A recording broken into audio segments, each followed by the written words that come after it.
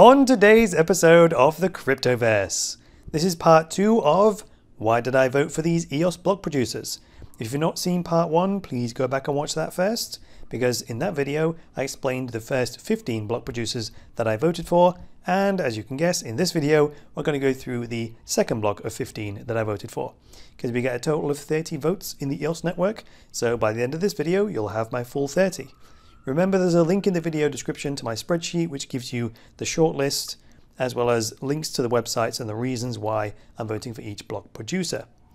And if you want to know exactly how to vote, go back to my channel, check out the step-by-step guide video that I made a couple of days ago, and that'll tell you exactly how to vote. All of that on today's episode of the Cryptoverse, so stay right there.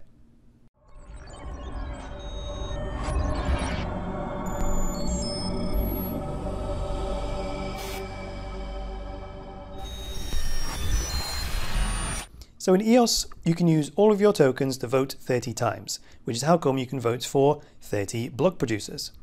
And the more EOS tokens you have, the more weight that your vote carries. That's because it's a proof of stake system, meaning the more stake you've got, then the more power you've got. Or put another way, the more you have at stake, the bigger your incentive to make choices that will make sure that your stake remains valuable. Like I said in part 1, this list is in no particular order, it's just the order that I researched them, so don't pay any attention to the order in particular. And I'm not going to repeat all the disclaimers from the first video. If you want to know what they are, go back and watch the first video. So with that, let's get into them. So the next block producer that I voted for was Graymass. So this is a block producer run by this guy, Jester. So Jester's a character from the Steam ecosystem that I know very well. So he's well known for creating lots of valuable things for the Steam community, including this desktop software application called Vessel. I've used this software, it's incredibly useful, and he's just released a version of this app for EOS, which is like a light wallet for EOS, and it's also a voting app, and it's called Graymass. Actually, it's called the EOS Voter, but it's on the Graymass website. So with that contribution already, and the guy's track record, I am extremely confident that he is running for block producer candidacy. Then I went ahead and voted for Bitfinex. So they have pledged to build EOSfinex. So Bitfinex, one of the world's biggest centralized exchanges, the creators of Ethfinex, decentralized exchange on Ethereum, and now they've pledged to build EOSfinex, a decentralized exchange on EOS.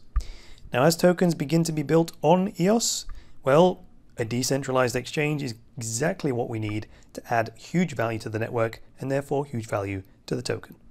Next I went for EOS Tribe because I think Eugene deserves to be a block producer based on the large amounts of hard work that he put in to help launch the network in the first place.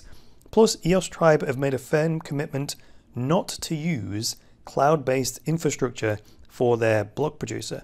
So instead hosting it on what they call high quality hardware that they control. So for me that's a big plus. Next I went for Iosys, which is a block producer out of Korea. And if you watch the EOS meetup in Korea, they did a live stream, and that's when they announced this EOS Tower. So they plan to build a physical tower called EOS Tower, and I think if they pull this off, it'll really put EOS on the map because it'll be a real statement. Plus, Google got famous for their Googleplex campus, right? So if Iosys can pull this off with the EOS Tower, I think that'll just raise huge amounts of awareness for EOS. Then I went for EOS Metal. So they have a focus on decentralization through bare metal, which is a phrase you might see on a number of block producer candidacy websites. So bare metal is ownership of the physical servers or control of the physical servers for a block producer. So we can't have everyone using cloud service providers like Amazon Web Services or Microsoft Azure or the Google App Engine system, the Google Cloud. Because then that just means we're hosting our decentralized EOS network on existing centralized tech infrastructure. So that's just not going to work, right? It's a centralized risk. So whenever I see bare metal, a commitment of bare metal servers, that's a big plus. Next I went for EOS Venezuela, for pretty much the same reason as I voted for EOS Argentina. Whenever there's an opportunity to bring more crypto adoption to a struggling society like Venezuela, I'm going to take it. Plus, they're also running on bare metal, so that's a big plus for me, and they've got a nice tight team to boot. So next I went for EOS Asia, because they're developing EOS Gems, an app that could single-handedly burst EOS into the mainstream consciousness, CryptoKitty style. So it's not a sure thing, but I want to see them follow through on this so we can find out exactly how big a deal EOS Gems turns out to be. Next I went for Cypher Glass. 2 words, professionalism and expertise. This guy, Rob Finch, who has built ICO Alert and who is the CEO of Cypher Glass, he's built ICO Alert over the last few years and he's put himself up for a block producer candidacy along with his team, right? So he will have seen hundreds of projects going through the ICO Alert system. And then for him to put himself forward in his team as an EOS block producer candidate, that's a big statement, right? It's a big deal to me. So a lot of people were upset when Block One came out with EOS and said, right, if we're going to scale, we can't be relying on home computers. We're going to need people who can run enterprise grade technological infrastructure, right? And him and his team really understand this stuff. So when I heard about EOS and imagined the type of caliber of candidacy that would come for EOS block producers, this is exactly what I imagined with Cypher Glass. Next I went for EOS Rio.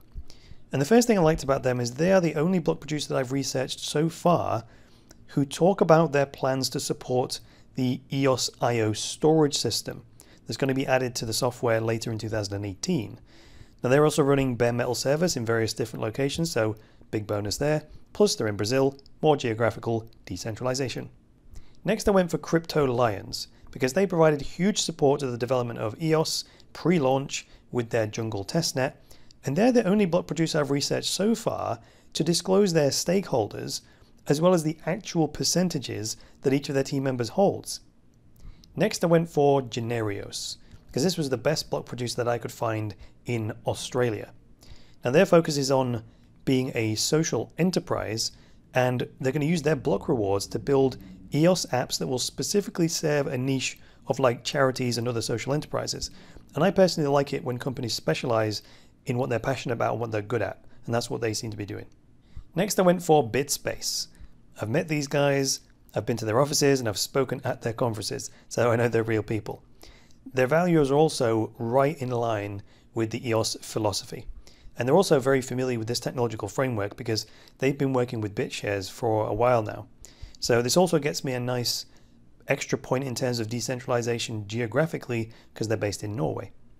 Next I went for Yas Nairobi because they're going to focus on using EOS and building apps to solve problems in the African market.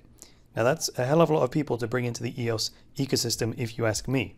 So if you want to know more about them, they've got an interview on EOS Go, so check that out for more details. And finally I went for EOS Philippines, which is a block producer operated by LR Data Center and Solutions Inc., which is an actual data center solutions company. Imagine that. Now they make a point here about the Philippines being politically independent, which of course is important if we want EOS to be resilient. They're also located in this economic zone in which the government of the Philippines allows them to operate technical infrastructure for online gaming companies. So adding an EOS block producer into the mix should go down pretty well. So there are my current top 30 block producers. And remember, in the whole network, the 21 block producers with the most votes get formally elected, and then the top 21 is recalculated every 3 minutes or so. So also remember, when you vote for a block producer, you're staking your tokens, and when you unstake them, it takes 3 days to unstake. So that's all I've got for you today. If you liked this episode, go ahead, hit the like button. If you disliked it, hit the dislike button. Please leave me a comment below with some feedback and get subscribed. And if you'd like to take my structured online courses that will teach you things like how to trade cryptocurrencies, check out the link below and it will lead you right there. That's all I've got for you today, guys. I'll be back with the next episode of the Cryptoverse. So until then, it's me, Chris Coney, saying bye for now.